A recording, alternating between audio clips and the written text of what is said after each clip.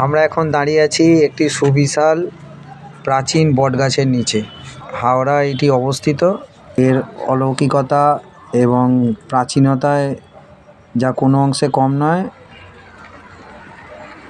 এবং মানুষকে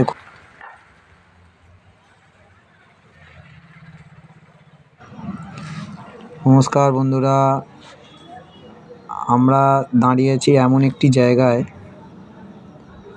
যেটি দেখতে অতি সাধারণ হলেও এর আধ্যাত্মিকতা এবং প্রাচীনতায় খুবই সুপ্রসিদ্ধ। হয়তো অনেকেই এই জায়গার নাম জানে না।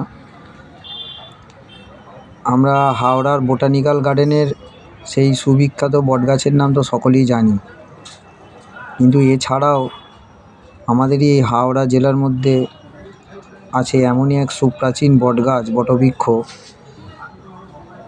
যা দেখলে সত্যিই অন্যরকম মনে হয়।